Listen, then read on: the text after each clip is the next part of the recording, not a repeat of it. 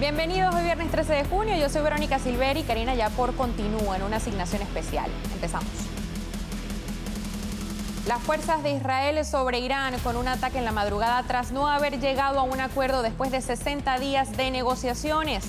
Gilmar Abrego García se declaró inocente de los cargos de tráfico de personas durante una comparecencia formal en un tribunal federal. Y el gobierno de Pedro Sánchez se sumerge en un nuevo escándalo de corrupción donde muchos han empezado a exigir su renuncia a la cual el mandatario español no está dispuesto a realizar por ahora.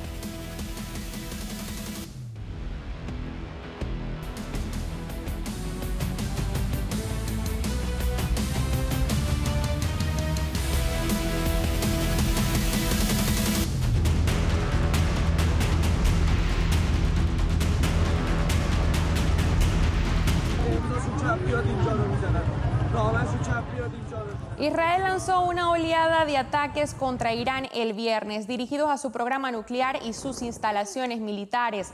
El ataque planteó la posibilidad de una guerra abierta entre los dos acérrimos adversarios de Oriente Medio. Este pareció ser el ataque más significativo que Irán ha enfrentado desde su guerra con Irak en la década de 1980. Los ataques se produjeron en medio de tensiones latentes por el rápido avance del programa nuclear iraní.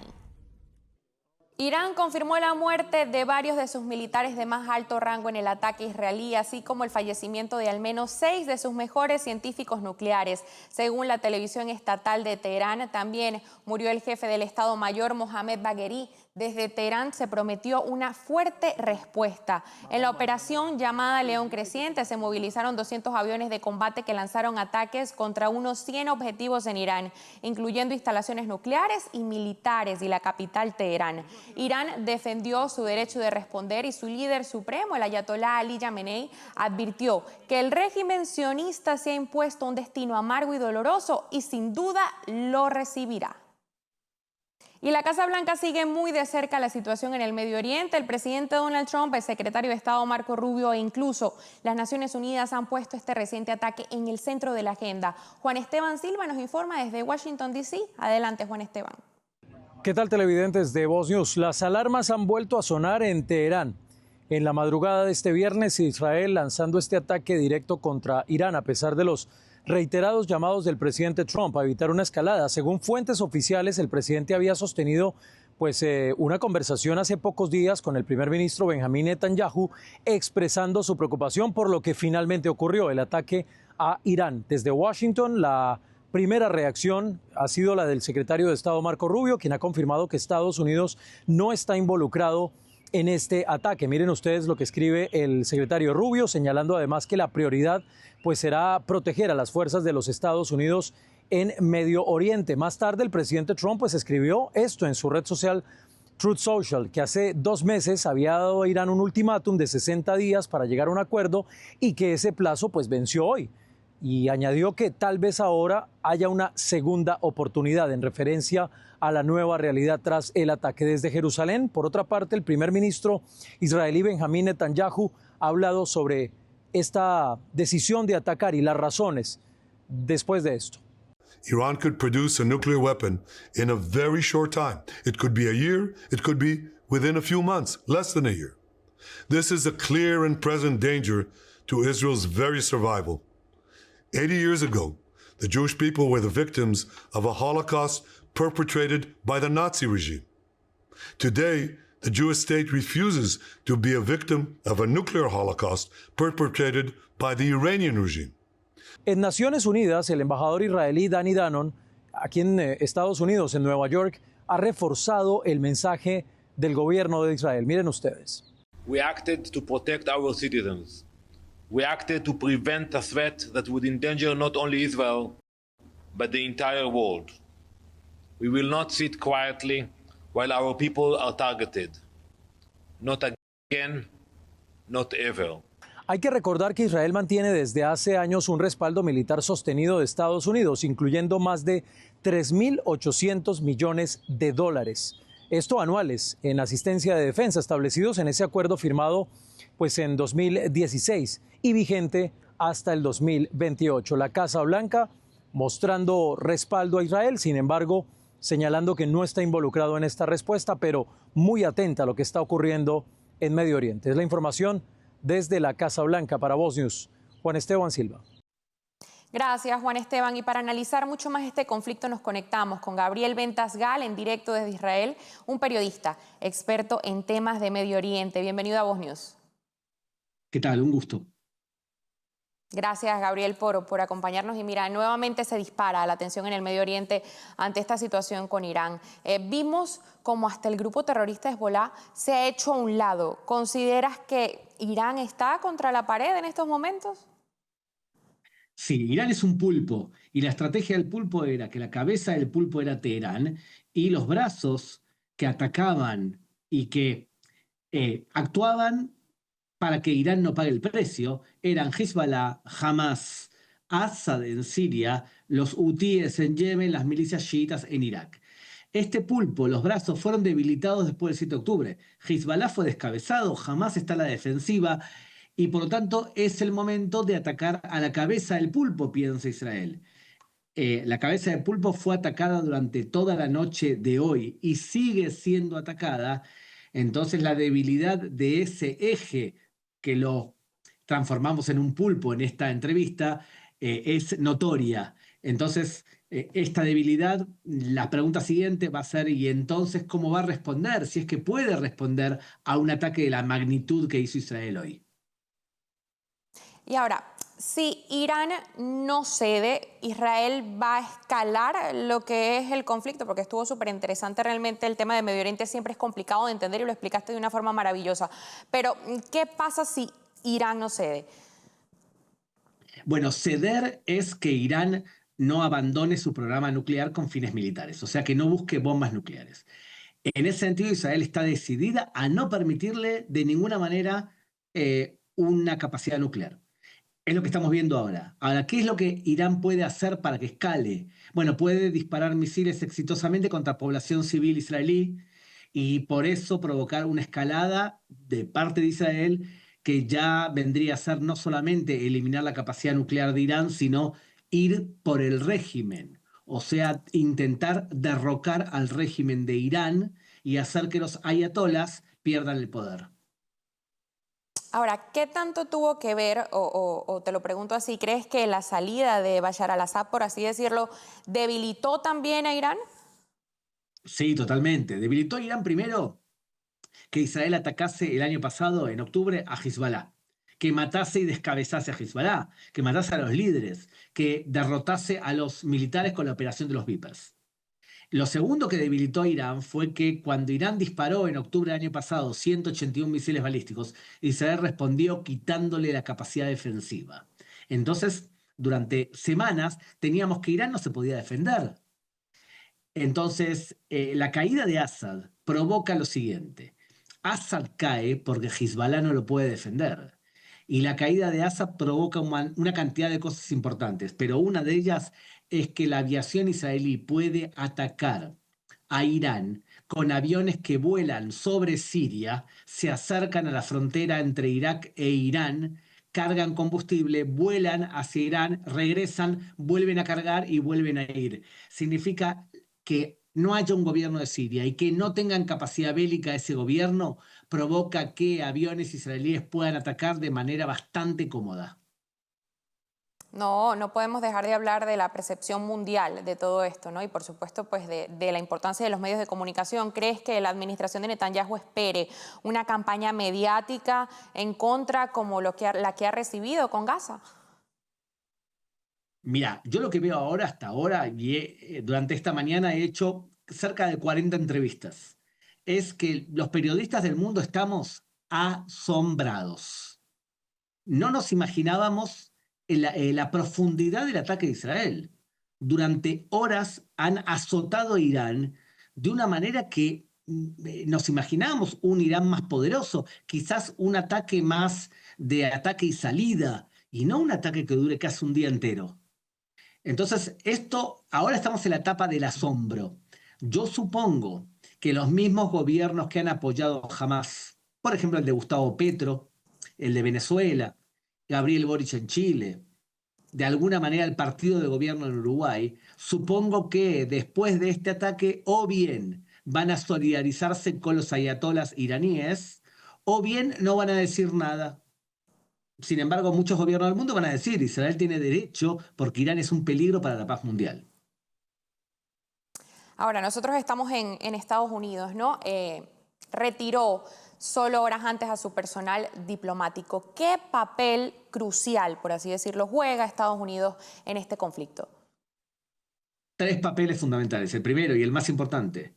¿Tú crees que si Israel lanza una bomba en Natanz, en la principal central nuclear de Irán, y esa bomba penetra en búnkers, y la bomba tiene la capacidad de entrar a la tierra como si fuese mantequilla, e Israel no fabrica esas bombas, ¿quién se las dio? Bueno, o sea que lo primero es que Estados Unidos ha facilitado capacidad militar que Israel no poseía. Lo segundo, seguramente ayudó en toda la inteligencia que permitió un ataque tan exacto como el de hoy. Y lo tercero es que probablemente Israel dé el apoyo diplomático ante condenas posibles de países como Francia, como España y otros países que en general están gobernados por izquierdas o extremas izquierdas. Gabriel Ventasgal, en directo desde Israel. Muchísimas gracias por acompañarnos y por explicarnos de esta forma tan maravillosa todo lo que sucede. Siempre lo digo, esperemos que mejore por más difícil que sea. Gracias. De tu boca al cielo. Gracias.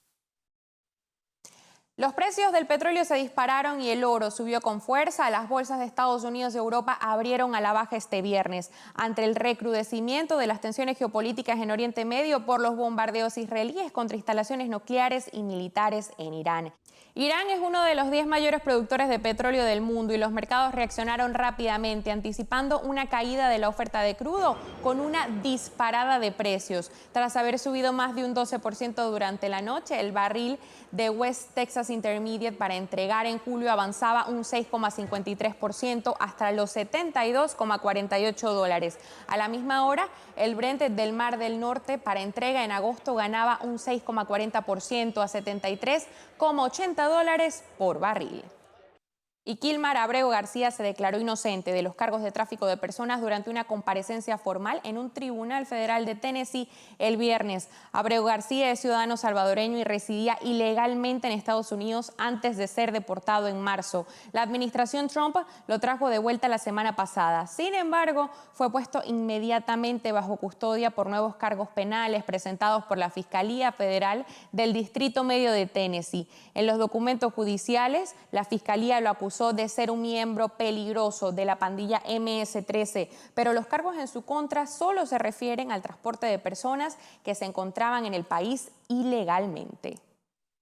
Y el Tribunal de Apelaciones del Noveno Circuito bloqueó temporalmente este jueves la orden de un juez federal que le ordenaba al presidente Donald Trump devolver el control de la Guardia Nacional al estado de California, luego de que el líder conservador desplegara tras las violentas manifestaciones en Los Ángeles a la Guardia Nacional. En un comunicado, el tribunal notificó que celebraría una audiencia sobre el caso el próximo 17 de junio. En su orden, el juez de distrito explicó que ordenó la restricción temporal luego de determinar que el despliegue de dicho cuerpo de seguridad fue ilegal al violar no solamente la 10ª enmienda de la Constitución, sino también los límites de autoridad legal del presidente. Si bien la Casa Blanca no había emitido ningún comentario sobre el fallo, el gobierno federal presentó inmediatamente una apelación ante el Tribunal de Apelaciones.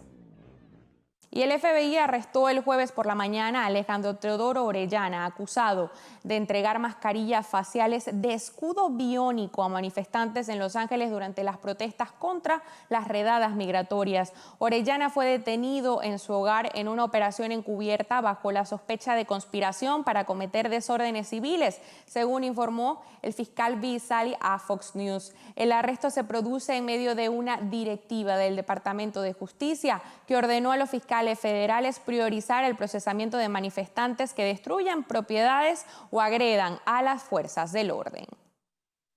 Y Eric Adams advirtió que la ciudad de Nueva York responderá con fuerza ante las protestas en contra de la política migratoria de la administración Trump. En medio de las violentas protestas que se vieron en Los Ángeles, el alcalde de New York City, quien buscará la reelección como independiente, aseguró que las autoridades no permitirán que los manifestantes destruyan la ciudad. Si bien las citadas protestas comenzaron en California, en los últimos días se fueron extendiendo a distintos puntos del país, como a Chicago, Denver, Las Vegas, Atlanta, Filadelfia y Boston. A comienzos de esta semana llegaron a la Gran Manzana. Y la Cámara de Representantes logró aprobar el paquete de rescisiones que busca que algunos de los recortes realizados por el Departamento de Eficiencia Gubernamental sean codificados en el Congreso. Vanessa Vallejo nos cuenta de qué trata este paquete y lo que sigue para la aprobación en el Senado. Adelante, Vanessa. Con una escasa mayoría, ayer los representantes republicanos lograron aprobar un paquete que busca codificar algunos de los recortes realizados por el Departamento de Eficiencia Gubernamental. La medida busca que se recuperen 9.400 millones de dólares que ya habían sido previamente asignados tanto para radiodifusión pública como para ayuda internacional. La votación fue de 214 a 212, con 4 republicanos uniéndose a todos los demócratas para votar en contra. La legislación revocaría 8.300 millones de dólares para la Agencia de los Estados Unidos para el Desarrollo Internacional, la USAID, y 1.100 millones de dólares para la Corporación para la Radiodifusión Pública, que financia a PBS y a NPR. Veamos al speaker Mike Johnson justo después de que se realizara la votación, explicando por qué es importante este paquete de rescisiones. This package eliminates $9.4 billion in unnecessary and wasteful spending at the State Department, USAID, and the Corporation for Public Broadcasting, which funds politically biased media outlets like NPR and PBS. It's just one of the ways that Republicans are codifying DOJ's findings and putting taxpayer dollars to better use. There'll be more of this in the days ahead. Durante la discusión que se realizó antes de la votación, el representante Brandon Hill aseguró que es injusto que el dinero de los contribuyentes vaya a medios con una línea editorial claramente de izquierda. Escuchemos lo que dijo al respecto de la financiación a PBS y NPR el representante Hill. If Fox News or talk radio or any other conservative media outlet came to me and asked us if we should provide them with taxpayer-funded handouts, I would say no, and I believe that most of my colleagues would as well. I certainly think that far-left propaganda outlets like NPR should be defunded. Remember, this is an outlet that believes writing articles about fat phobia and queer animals constitute serious journalism. They have the right to say whatever they want to, but they do not have the right to our tax dollars. Mientras tanto, los demócratas calificaron la medida como una violación a la libertad de expresión y dijeron que los recortes a la ayuda provocarían muertes y perjudicarían la reputación de Estados Unidos en todo el mundo. Ahora este paquete pues pasa al Senado, donde para ser aprobado necesita una mayoría simple. Sin embargo, seguramente veremos discusiones entre los republicanos antes de ponerse de acuerdo para votar al respecto. Con 321 votos a favor, incluidos 100 demócratas, la Cámara de Representantes aprobó el jueves un proyecto de ley para aumentar las penas por tráfico de fentanilo, como el proyecto de ley Half Fentanyl. Frenar el fentanilo había recibido previamente el aval del Senado, solo necesita la firma de Trump para convertirse en ley. La nueva ley prevé una pena mínima de 10 años de prisión por tráfico de más de 100 gramos de fentanilo o de una sustancia análoga. Con ella, los congresistas intentan colmar lagunas tras darse cuenta de que los cárteles cambian la composición del fentanilo a medida que son declarados ilegales. Por eso clasifica de forma permanente las imitaciones ilícitas de fentanilo en la lista 1, integrada por drogas que no tienen uso médico, actualmente aceptado y con un alto potencial de abuso. Ya se encontraban en este nivel desde 2018, pero de forma temporal. Y detienen a una mujer que traficaba inmigrantes ilegales escondidos entre colchones. Les tenemos las imágenes.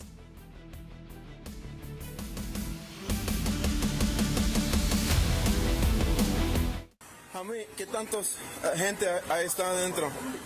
¿Tantos más? ¿Uno? ¿Estás bien, mijo? ¿Estás bien? ¿Sí, ok? El Departamento de Seguridad Pública de Texas, durante la operación Lone Star, descubrió a más de 2 docenas de inmigrantes ilegales hacinados en la parte trasera de un camión ocultos tras colchones. Las autoridades arrestaron a Silva Patricia Santamaría, de 43 años y natural de Houston, quien fue acusada de 25 cargos de contrabando de personas. Santamaría fue ingresada en la cárcel. En el grupo de 25 inmigrantes ilegales había 12 hombres, 12 mujeres y un niño de 11 años.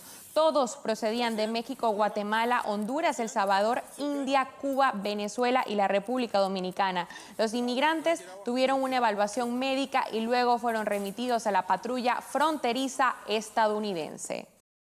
El Departamento de Seguridad Nacional anunció este jueves que comenzó a informar a más de 500.000 de inmigrantes de Cuba, Haití, Nicaragua y Venezuela de que su permiso de permanencia temporal, conocido como parol, fue cancelado. La agencia aseguró que los inmigrantes tienen la oportunidad de autodeportarse. En mayo, la Corte Suprema autorizó a la administración a revocar este estatus legal, mientras que el caso se litiga en tribunales inferiores. En un comunicado, el Departamento de Seguridad Interior afirmó que ha comenzado a enviar notificaciones sobre la cancelación a los extranjeros que se beneficiaron del programa.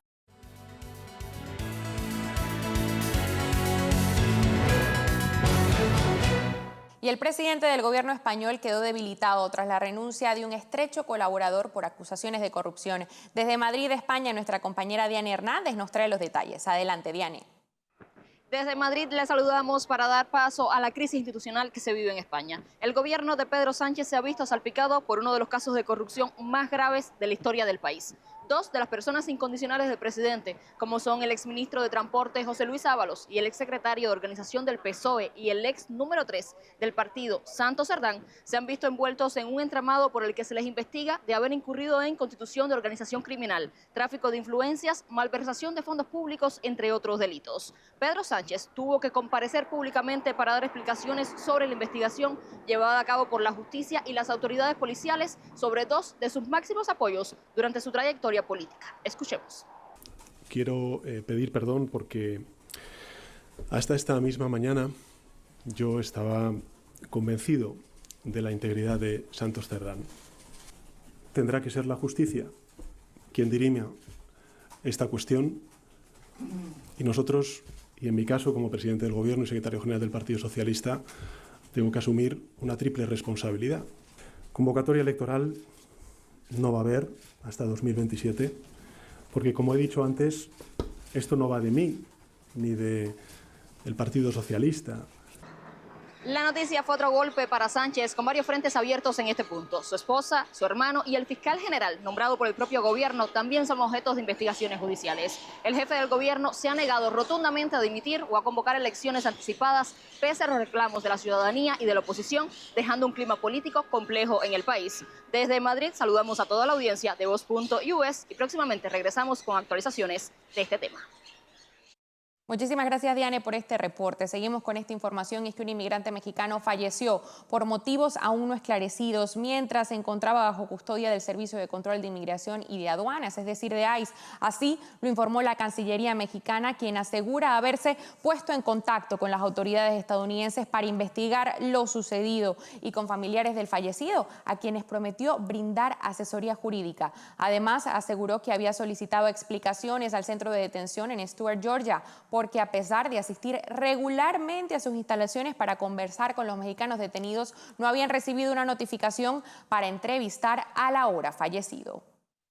Y la expresidenta argentina Cristina Fernández de Kirchner se presentará el próximo miércoles ante la justicia para empezar a cumplir la pena de 6 años de prisión a la que fue condenada por corrupción, informó este viernes la dirigente izquierdista. Kirchner, presidenta del partido justicialista y principal opositor al gobierno de Javier Milei, ha pedido cumplir la pena en prisión domiciliaria por ser mayor de 70 años. La Corte Suprema del país confirmó el pasado martes una condena de 2022 por corrupción por el pago de sobreprecios y adjudicaciones de contratos para obras públicas en la provincia de Santa Cruz durante su presidencia. Kirchner, que había anunciado su candidatura a diputada por la provincia de Buenos Aires, fue además inhabilitada políticamente de por vida. Y este viernes continúa el cuarto encuentro regional del Foro Madrid en Asunción, a Paraguay. Este es el encuentro regional anual más importante del conservadurismo iberoamericano. Líderes conservadores de todo el mundo se dieron cita en este evento, en donde hablaron sobre el peligro de la izquierda y el socialismo para el mundo libre. En esta edición participaron importantes referentes conservadores como el líder chileno José Antonio Kast, las precandidatas colombianas Paola Holguín y María Fernanda Cabal, el ex canciller brasileño Ernesto Araujo, entre otros. Todos los detalles los puede encontrar en nuestra página web www.voz.us. Amigas y amigos de Voz, estamos aquí para ti, para ustedes, y por eso no se pueden perder el próximo episodio de Vivas y Plenas a las 8, 7 Central, así que conéctese con nosotros.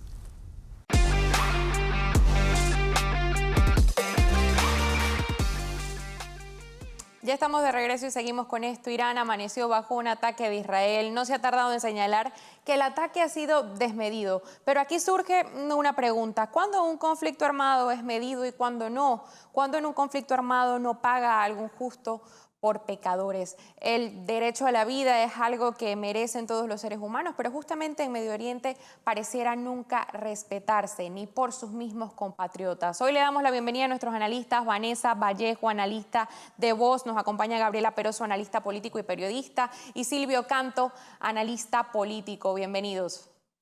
Buenas tardes. Gracias por acompañarnos, Silvio. Hoy voy a empezar contigo, ya que eres el único hombre en este espacio, ¿no? ¿Es justificado el ataque israelí a Irán, por así decirlo? ¿Crees que Irán lo esperaba o los tomó por sorpresa? Bueno, como siempre, gracias por la invitación. Yo no creo que ellos lo esperaban en este momento. Esa es la impresión que yo tengo. Pero en mi opinión sí es algo que tenía que ocurrir. Yo como soy un poquito más viejo que ustedes, he seguido la situación de Irán desde que el Shah se fue. Irán ha sido un gran problema para esa región por muchos años. Ha sido en realidad el problema número uno en esa región. No solamente como un estado terrorista, pero promotor de terrorismo también. Una cosa que tenemos que tomar en consideración cuando estamos viendo el éxito de este ataque, que por hasta ahora ha sido bastante exitoso para los israelitas, es que ellos prepararon mucho este ataque en los últimos 12 o 15 meses, destruyendo mucho de las defensas de Irán, con todos esos diferentes ataques que ellos hicieron. Y en este momento, si yo estoy leyendo los reportes correctos, y hay mucha información, yo sé, hay que tener cuidado, pero hay reportes militares que dicen que Israel básicamente controla el aire en Irán. Quiere decir que los aviones de Israel están volando sobre Irán sin ningún problema. Para mí, yo creo que la noticia, en todo esto siempre hay algo de humor que podemos decir. Uno de los generales que murió en este ataque se llama Salami. Así que el señor Salami pasó al otro lado, pero ellos han tenido mucho éxito en eliminar a los líderes, a muchos líderes militares, incluyendo lo que hicieron, que aparentemente hackearon los teléfonos y los invitaron a un lugar y ahí estaban todos cuando empezaron a llegar los cohetes. Pero yo defiendo lo que Israel hizo. Yo me imagino que ellos están preparados para una batalla bien larga. Esto no se va a acabar hoy. Y ojalá que sea estrictamente entre Israel e Irán, porque si se le ocurre a Irán atacar a una de las bases americanas o salirse de ahí, entonces esto se va a poner bien serio para Irán, Verónica. Sí. Vanessa, ahora voy contigo. ¿Consideras que el retiro del personal diplomático de Estados Unidos tan solo horas antes fue un claro indicador de lo que venía? Bueno, el presidente lo dijo muy claro ayer en la rueda de prensa que dio. Dijo que él no se podía quedar callado cuando sabía que podía ocurrir algo, que él no iba a tomar responsabilidad ni permitir que le pasara algo a americanos, entonces que tenía que actuar. No sabemos exactamente cómo sucedieron las negociaciones. Estados Unidos ha aclarado a través del Departamento de Estado que no estaba involucrado en esto, que no tuvo ningún, digamos, papel en estos ataques de Israel. Sin embargo, creo que la posición de Estados Unidos pues sigue siendo muy clara. Hay también una discusión muy interesante acerca de si este ataque por parte de Israel a Irán llega en un buen momento para Estados Unidos. Hay personas que dicen que no, porque viene una negociación esta semana que viene. Sin embargo, yo creo que sí puede ser incluso beneficioso para Estados Unidos. Es decir, lo que estamos viendo, como ya estamos acostumbrados, es a un Israel que puede atacar cuando quiera, donde quiera. Vemos las imágenes, son impactantes de esos ataques tan específicos en los lugares específicos en los que ellos quieren, cómo han prácticamente decapitado a la cúpula, lugares especiales del armamento nuclear.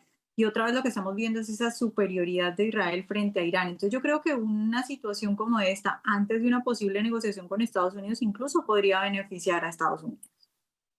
Tocabas temas importantes, Vanessa, la negociación en Estados Unidos. Gaby, voy contigo. ¿Debería Estados Unidos intensificar la forma en la que se involucra militarmente en el conflicto Irán-Israel para contrarrestar las ambiciones nucleares de Irán o priorizar las soluciones diplomáticas para así evitar una escalada? ¿Qué nos puedes decir? Bueno, el presidente Donald Trump ha venido justamente apostando a la carta de la diplomacia, incluso lo hizo a través de reuniones con los países árabes, estableció conversaciones directas con Irán, pero le había puesto un lapso de 60 días y el presidente Donald Trump lo expresó de manera muy clara. Hoy era el día número 61. Aquí el tema es que Irán es un antes y un después de este ataque. ¿Y por qué lo digo? Porque ya funcionarios israelíes han asegurado que ellos infiltraron dentro de Irán a esas fuerzas de la dictadura. Es decir, se trata de una operación de inteligencia de alta sofisticación. Lograron colocar armas dentro de Irán para justamente atacar todo el tema del sistema aéreo, adicionalmente acabar con algunas plantas de misiles y adicionalmente contrarrestar la acción que podrían tener en el futuro algunos científicos que estaban en la labor de construir bombas atómicas, porque aquí el tema fundamental no es solamente el tema de Medio Oriente, sino que Irán, si logra justamente llegar a tener una o esas 9 bombas que podría alcanzar a tener, estaría en riesgo el mundo entero, incluso Europa, lo decía claramente el primer ministro Benjamin Netanyahu. Entonces, ahora Irán, sabiéndose infiltrado, no necesariamente está en la misma posición que estaba el día de ayer cuando estaba en estas negociaciones con Estados Unidos. Y yo creo que por eso el presidente Donald Trump es tan claro en decirles: empiecen a negociar ya antes de que esto se profundice mucho más. La Armada de Estados Unidos ya ha movilizado 2 destructores. Esto todo es de manera preventiva. Uno lo están acercando a Israel, otro posicionándolo en los mares de manera estratégica, simplemente para estar allí. Más allá de involucrarse, ellos están involucrados porque ellos lo han dicho muy claramente. Estados Unidos es el aliado fundamental de Israel y si Irán se pasa de la raya, definitivamente Estados Unidos va a estar allí. Pero Donald Trump siempre va a seguir apostando al tema diplomático y por eso le hace este ultimátum a los iraníes. Ahora me voy contigo, Silvio. ¿Es el apoyo incondicional a Israel en este conflicto la mejor estrategia para los intereses conservadores o debería Estados Unidos condicionar su ayuda en función de los riesgos de la escalada? Bueno, las dos son correctas en el sentido de que nada se tiene que hacer sin condiciones, tiene que llevarse poco a poco. Pero en mi opinión es indispensable la eliminación del régimen en Irán. Digo, esto es algo, como te decía, que lo hemos estado viendo por muchos años. Irán ha sido la raíz de todos los problemas de la región, ha sido Irán. Y eventualmente alguien tenía que tomar esta decisión. Yo pensaba que nosotros lo íbamos a hacer bajo Trump si no había una solución diplomática, pero Israel dijo, yo lo hago, y Estados Unidos, me imagino, como dijo Gabriela, está en el área. Hay muchísima fuerza militar de los Estados Unidos en el área. Esos portaaviones, esos submarinos, hay muchísima fuerza militar en el área y yo creo que es indispensable apoyar a Israel en este momento. La eliminación, lo repito otra vez, la eliminación del régimen en Irán es fundamental para la paz en esa región y en el mundo, como dijo una de las dos señoritas. Ahora, la actuación que vaya a tener Estados Unidos respecto a este conflicto puede poner en riesgo la seguridad nacional. Vanessa, desde una perspectiva conservadora, ¿cuál es el mejor enfoque para garantizar la estabilidad en Medio Oriente sin comprometer también esos valores de soberanía nacional y seguridad? Pues yo creo que lo que pasa es que dentro del mundo conservador hay diferentes opiniones sobre esto, ¿no? Hay quienes obviamente quieren un Estados Unidos que intervenga y que ponga orden y que actúe como policía, y hay otros conservadores que no quieren eso. Yo creo que dependiendo de la situación y dependiendo cómo avancen las cosas, pues una o la otra posición pueden ser las correctas. Ahora, yo creo que la mayoría de los americanos sienten en este momento y pueden decir, afortunadamente, todo está ocurriendo cuando tenemos un presidente, porque antes no teníamos presidente. Y va a ser muy difícil sortear esta situación con un presidente Biden, que de hecho yo sí creo que Trump tiene toda la razón cuando dice que todo esto se ha desatado por cuenta del presidente Biden o por la ausencia de un presidente real en Estados Unidos. Entonces yo creo que lo que vamos a ver va a depender de cómo se desarrollen las cosas. Tenemos un Trump efectivamente diciéndole a Irán, es hora de que ustedes negocien, este es un ataque muy importante de Israel a Irán. Yo creo que es Trump como tirándoles el salvavidas y diciéndoles, miren, ustedes no están en posición de ponerse a pelear, vamos a negociar, vamos a hacer un pacto y veremos qué sucede con eso, porque si eso no sucede y si vemos a un Irán continuando con... Yo creo que en realidad sería como cavando su propio foso, porque aquí ya Israel ha hecho una movida muy importante. Si vemos un Irán haciendo eso, yo creo que podríamos tener a un presidente Trump poniéndose más agresivo al respecto. Ahora, hay cosas en Estados Unidos que son muy importantes y que varias personas han estado señalando, y es que claro que hay riesgos, sobre todo hay un riesgo muy particular que viene de la situación que creó Biden. Toda esta migración descontrolada y toda esta migración masiva, esos lobos solitarios que pueden estar acá en Estados Unidos y que pueden actuar en este momento en Estados Unidos son un riesgo para el país, uno de los tantos riesgos, ¿no? Entonces, obviamente que tienen que tener en cuenta todo eso, pero creo que la situación va a depender de cómo se desarrolle en las próximas horas y de la posición que tome Irán. Gaby, lo decías tú anteriormente, voy contigo. A nivel mundial es de incumbencia este conflicto. ¿Son las sanciones económicas, más allá de la actuación de Israel, suficientes para frenar su programa nuclear o su apoyo a grupos como Hezbolá? ¿O se necesita una acción militar más directa también de parte de otros países? Bueno, yo creo que ya el tema de las sanciones nunca ya son suficientes porque ellos han aprendido muy bien a sortearlas, pero son absolutamente necesarias. También el presidente Donald Trump ha asegurado que Irán tenía que ser sancionado, ha estado haciendo una nueva batería de sanciones contra este régimen y se ha visto el deterioro económico y sobre todo en el financiamiento que él da a otras organizaciones que también han sufrido diferentes ataques por parte de Israel, por ejemplo, lo que ha ocurrido con Hezbolá y todo eso.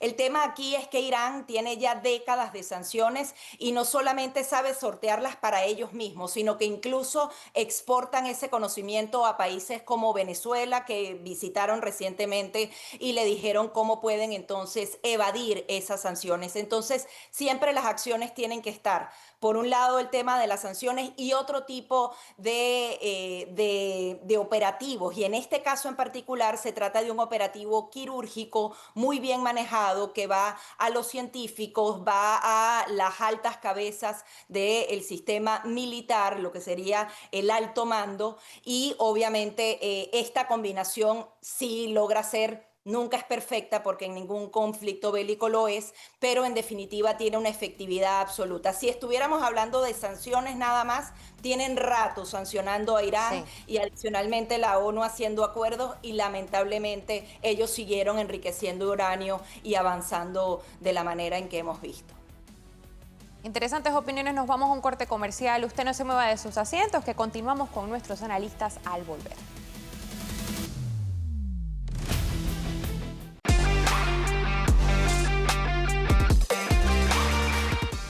Ya estamos de regreso y la Corte de Apelaciones del Noveno Circuito de Estados Unidos le permitió a la administración Trump mantener a la Guardia Nacional en Los Ángeles pese a una prohibición previa. Seguimos con nuestros analistas. Vanessa, voy a empezar contigo.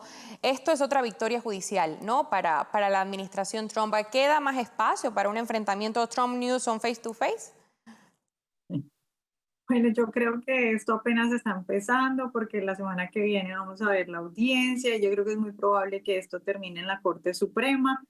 Y yo creo que también es probable que si termina en la Corte Suprema, pues Trump termine ganando. Ahora, más allá de yo creo que hay dos batallas, por lo menos dos batallas que se están dando al mismo tiempo. Una es la legal, que ya digo yo que creo que esto puede terminar en la Corte Suprema y que creo que Trump la puede ganar. Pero otra también es la de la opinión pública. Y entonces aquí los dos están haciendo apuestas. Yo creo que ya hemos visto que no solo Gavin Newsom, sino en general varios demócratas están apostándole a la confrontación para luego victimizarse. Y creo que eso es lo que está haciendo Gavin Newsom y creo que yo no creo que le vaya a funcionar, pero esa es la apuesta de los demócratas y es una pelea interesante.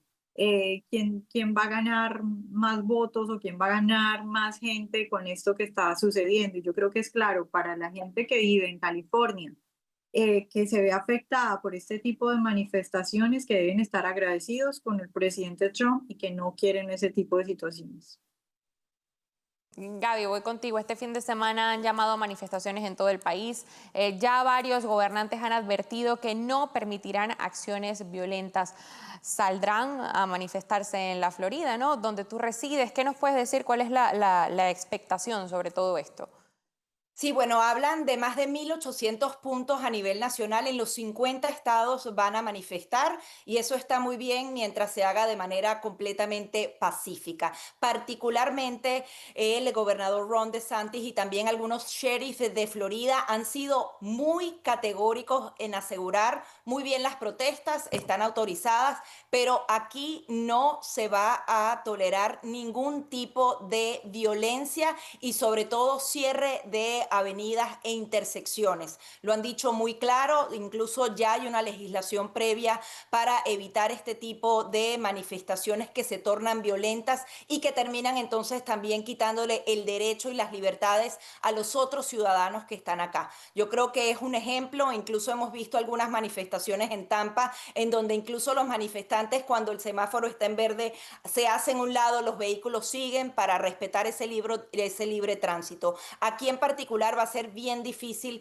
que se salga de control la situación como en Los Ángeles y va a ser un ejemplo. Sin embargo, con 1.800 puntos hay que ver qué sucede y sobre todo mi preocupación fundamental, hay más de 200 organizaciones y ya han reportado evidencias de financiamiento de grupos socialistas que buscan esa desestabilización, incluso financiamiento extranjero por parte de China, gente que no tiene nada que ver con el tema migratorio, sino que tiene otro tipo de intenciones. Y si estas manifestaciones ya son para desestabilizar el país, el presidente Donald Trump y algunos gobernadores se están preparando para evitar que el caos reine en las calles.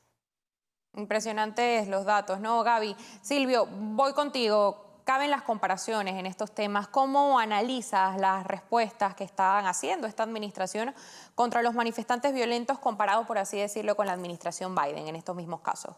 Bueno, yo diría que bajo el presidente Biden la respuesta hubiera sido mucho más tímida. Cuando yo me levanté hoy por la mañana y abrí el teléfono, como todo el mundo hace hoy en día, yo vi al jefe de uno de los counties aquí en el norte de Texas advirtiéndole a todo el mundo que esto no es California. Que se preparen, por esto no es California. Hay que decir, marchar pueden, pero crear problemas, como estaba diciendo Gabriela ahorita, aquí no se va a tolerar. El gobernador va a poner 5,000 tropas en la calle.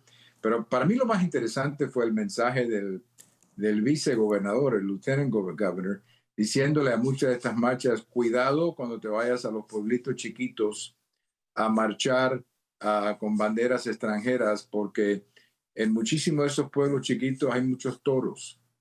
Y hay muchos rancheros que van a estar bien enojados con gente marchando con banderas de otros países y no me sorprendería que le abran la puerta al rancho y les tiren los toros. Y aunque eso suena, yo sé, un poquito ridículo, pero eso pudiera pasar porque una de las cosas que yo creo que va a pasar este fin de semana van a ser contrarrespuestas de ciudadanos que van a salir del otro lado. Pero mi impresión es que la mayoría de los estados rojos van a tener marchas ordenadas. Yo no sé qué va a pasar en Chicago, esa es la ciudad que más me preocupa, porque ahí, francamente, el alcalde es un cero a la izquierda y el gobernador no mucho más. Entonces, ahí es donde yo creo que puede haber problemas en lugares como en Chicago o Seattle, lugares de ese tipo, Verónica. Veremos qué sucede. Vanessa, voy a terminar este tema contigo, ¿no? Este fin de semana, cumpleaños del presidente Donald Trump, el desfile por el aniversario del Army en Washington, D.C. ¿Qué se espera? ¿Se prevén manifestaciones en Washington? Sí, ya hay varias convocadas y también hay gente alertando, diciéndole a las personas que tengan mucho cuidado. Hemos visto a varios influencers del movimiento MAGA y muy cercanos a la administración, como Charlie Kirk, diciendo que tienen información de que esas marchas van a ser infiltradas por gente que incluso se podría vestir como si, o usar, digamos, cosas MAGA y empezar a crear disturbios. También hemos visto alertas de algunas personas diciendo que tengan cuidado, no solo por las manifestaciones, pero también por todo lo que está pasando con la guerra en Irán y lo que hablábamos antes de los lobos solitarios. O sea, yo creo que es un ambiente muy tenso. Hemos visto durante los últimos meses varias alertas, al director del FBI lo vimos diciendo que este país está en una situación bastante peligrosa. Yo creo que es un momento tenso. Sin embargo, creo que los americanos igual van a salir a la calle, me refiero a la gente que quiere ir a ver el desfile. Creo que es un momento para celebrar en general el país, la unión, el patriotismo, y creo que a pesar de esas cosas que sí pueden ser riesgosas y que sí hay esos riesgos que mencionaba antes, creo que vamos a ver un desfile muy bonito con mucha gente acá disfrutando de eso. Gracias, Vanessa. Veremos qué pasa. Ahora vamos con el espacio favorito de todos, los aplausos y abucheos de esta semana.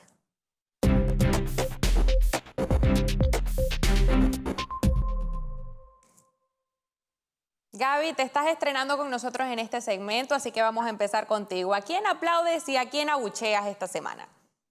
Bueno, esta semana yo aplaudo a Israel porque amanecemos con un mundo más seguro luego de esta acción militar tan efectiva. Estamos hablando que desarticularon la cadena de mando de Irán, adicionalmente neutralizaron a científicos que estaban planificando la creación de esas bombas atómicas que podían estar listas incluso en meses e impactar en Europa o en el Oriente Medio. Así que definitivamente esta acción es dura, pero es absolutamente necesaria. Israel va a seguir absorbiendo los ataques porque esto apenas comienza, pero han tenido la valentía de defenderse a ellos como nación y también defender al mundo. ¿A quién abucheo? Bueno, al gobernador de California, Gavin Newsom, por poner por encima todo el tema político y sobre todo sus aspiraciones presidenciales en vez de pensar en su pueblo, en sus ciudadanos que tuvieron que vivir 6 días de manifestaciones ininterrumpidas que trataron de decir que eran absolutamente pacíficas y ahí están viendo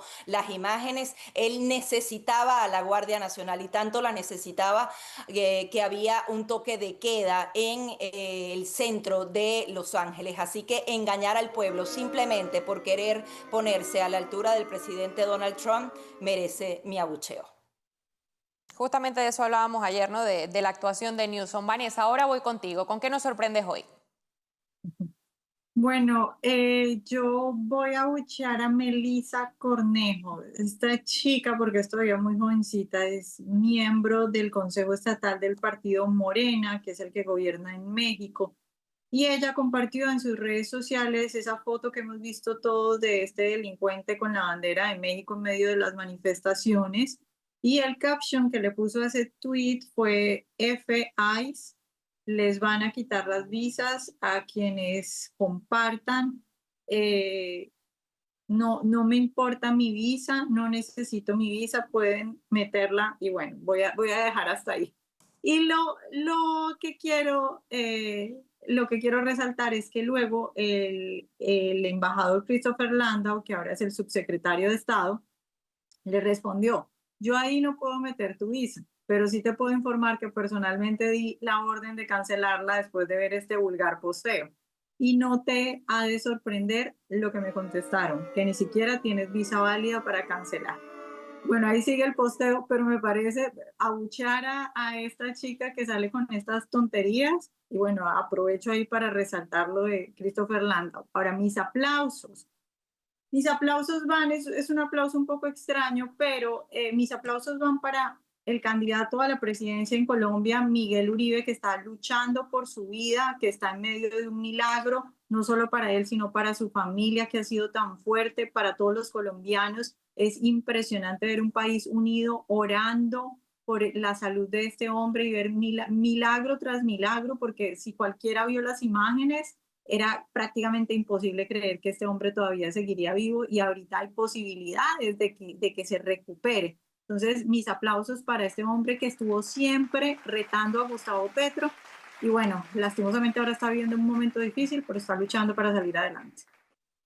Duras imágenes, Vanessa, las vimos, le deseamos su pronta recuperación. Silvio, empezamos contigo y ahora vamos a cerrar contigo. Yo quería apostar a que vas a abuchar a Gavin Newsom, pero yo podría estar equivocada. ¿Con qué nos sorprende?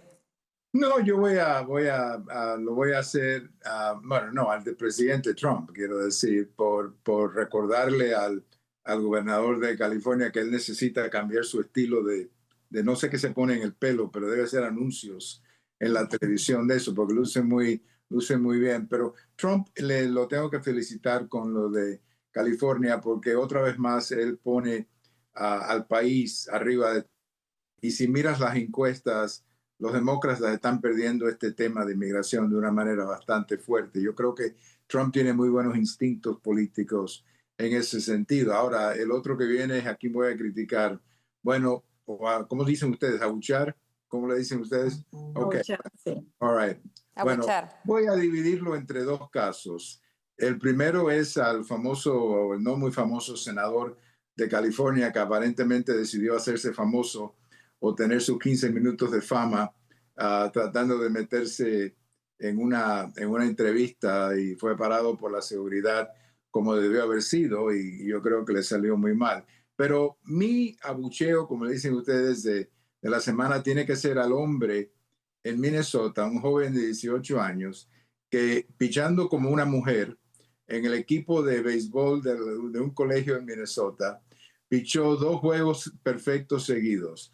Y entonces yo estoy seguro que todos los hombres en el mundo admiran a un hombre participando como mujer que derrota a un equipo de mujeres.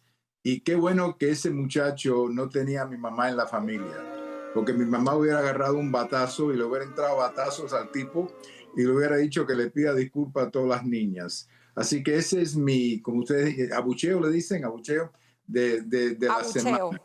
El Padilla y el muchacho en Minnesota que gana un torneo de softball jugando como mujer. Digo que, como dije, qué bueno que mi mamá ya no está con nosotros, porque ella hubiera ido a Minnesota y le hubiera entrado batazos a ese muchacho. Diferencias biológicas que deben ser respetadas. Gaby, Vanessa, Silvio, muchísimas gracias por acompañarnos el día de hoy y feliz fin de semana para ustedes. Gracias a las tres. Gracias. Y mire, hemos llegado al final de esta emisión y antes de despedirnos queremos invitarles a escribirnos sus opiniones, sus sugerencias, incluso casos o historias que quieran compartir con nosotros a nuestro correo contacto@voz.us. También los invitamos a descargar nuestra app en Fire TV, Roku y Apple TV. Además, no se olvide de suscribirse a nuestro canal de YouTube, @VozMedia. Allí puede ver todo el contenido de nuestro noticiero y también a la cadena de podcaster hispanos más influyentes y destacados. Ya saben, yo soy Verónica Silveria, hasta la próxima.